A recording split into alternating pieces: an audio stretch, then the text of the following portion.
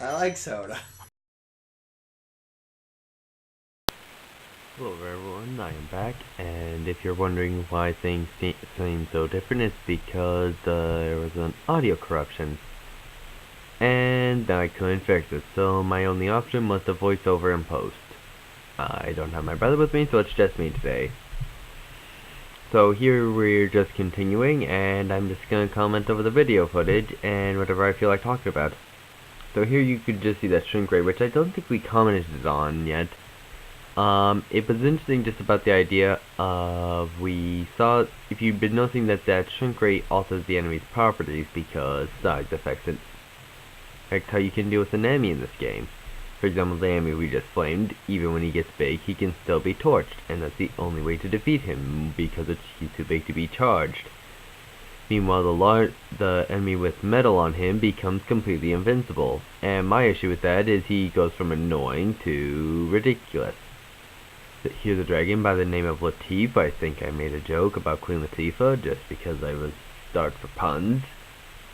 But he gives an interesting philosophical concept of to expect the unexpected and prepare for what is not there. That wording sticks with you when you play when you're 5. Because the guy had a really good voice. I wish I could talk like him. Anyways, what's important here is that here we have Lofty Castle, which anyone watching the Let's Play up to this point will remember we complained a lot about this place.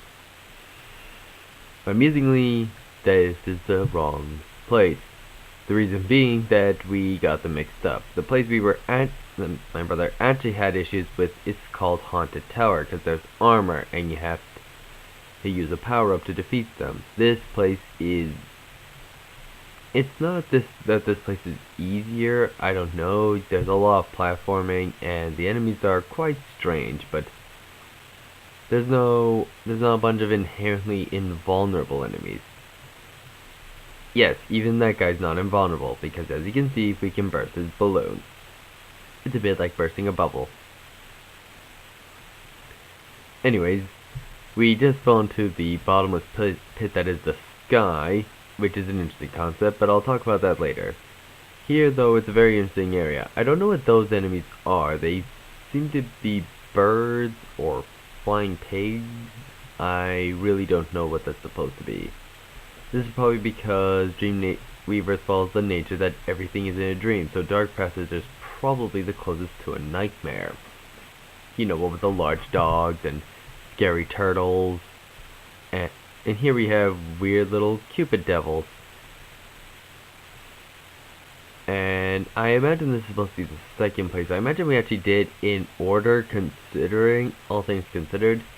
The main mechanic or gimmick of this level is fairies. And it's an interesting concept. As you have to free them to access more parts of the level. Anyone who plays Magic the Gathering knows you don't underestimate fairies.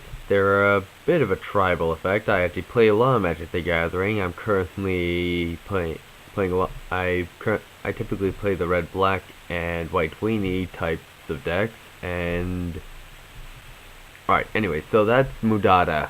I don't get his name either. He tells you how important fairies are. So again, scary fairies. Oh yeah, I also play Pokemon. I've yet to use a real fairy type. Well, sorry, if this is scatterbrain, but now I have more things to talk about as opposed to awkward silence. Alright, so here you can see something where I finally got graphite. I finally found the thing I was complaining about this whole time. That we have treasure gem chest, which has 1 gem in it.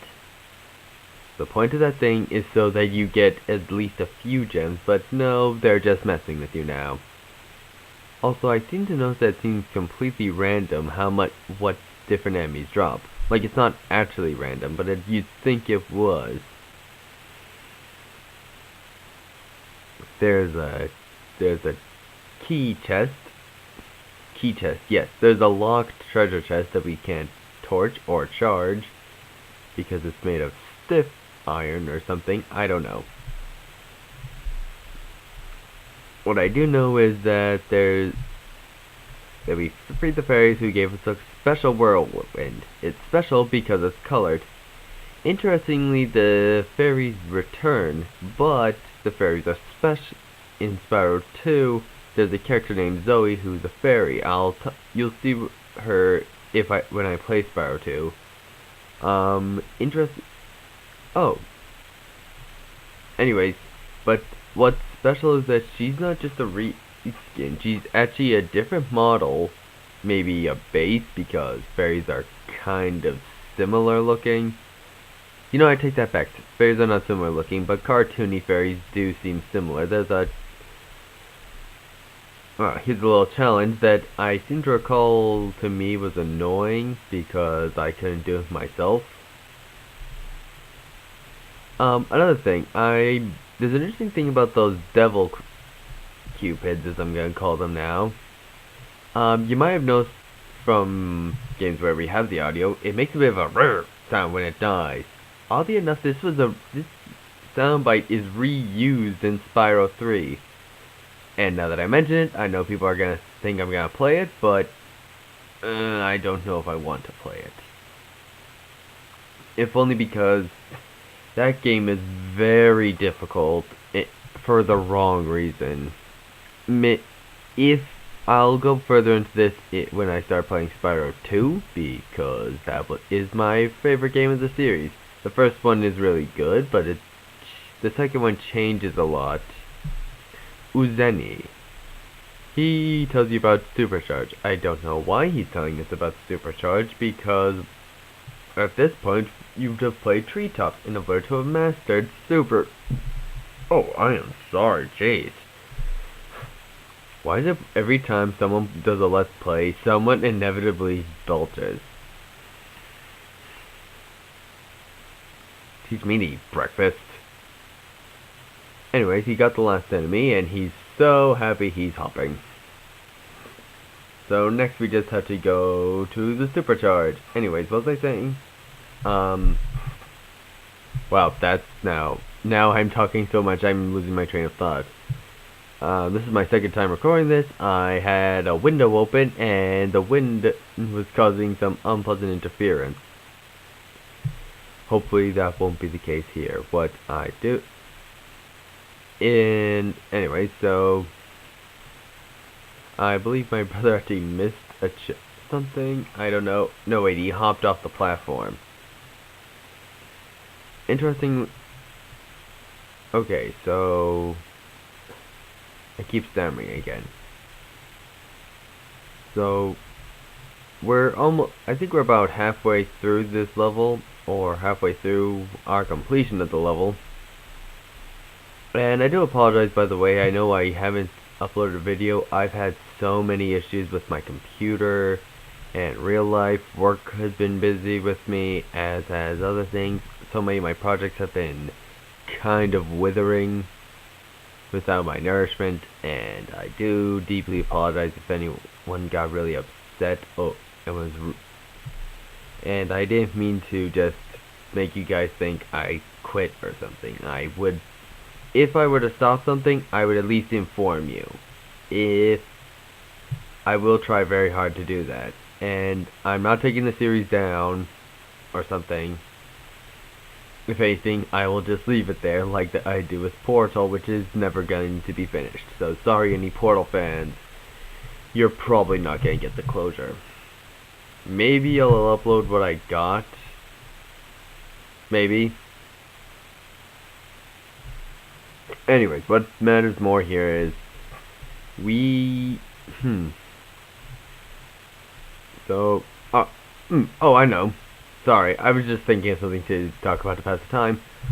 Interesting thing is there's plenty of, there's no floor to fall onto.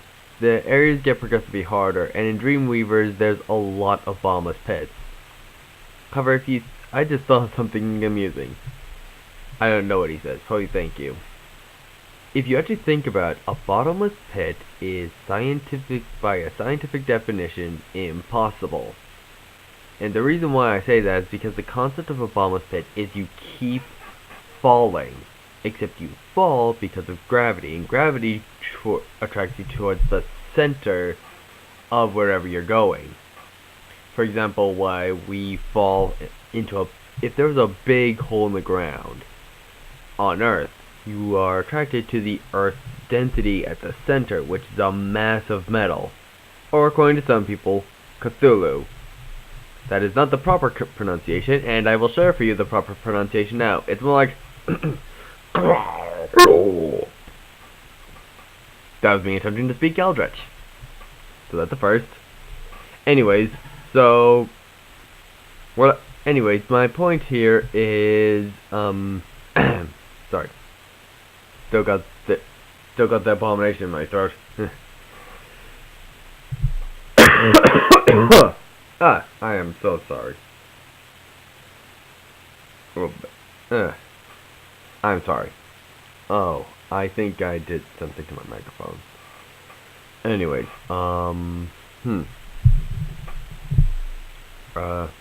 so anyway, about the bottomless pit. Oh boy.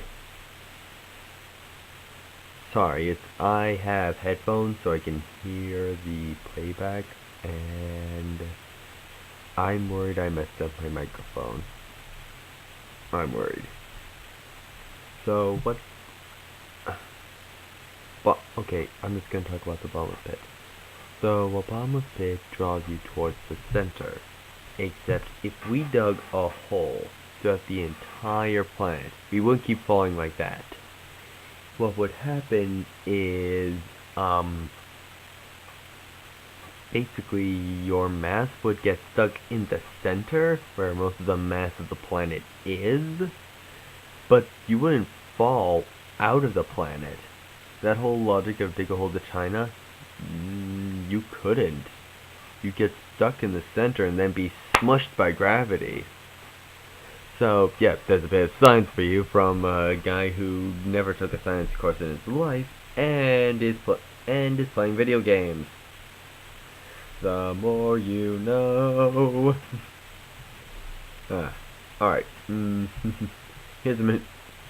By the way, in case you're wondering, I don't know what those enemies are supposed to be either. They look like dragons or birds or pigs. I don't know. I just know there's hopping shrooms. Yep. That would explain the dream. Okay, so I think we're close to the completion of the level here in the Let's Play, and there's just a handful of gems left.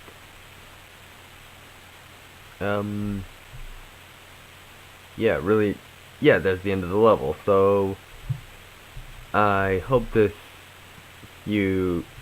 recording thing, I'll probably have someone to co-pilot with me to next time I comment over Haunted Towers. I hope you really like this episode. This was the first time I've ever done a post-episode recording. Normally it's all live, so I hope you enjoyed it. This is Retrospectator, and I'm signing out.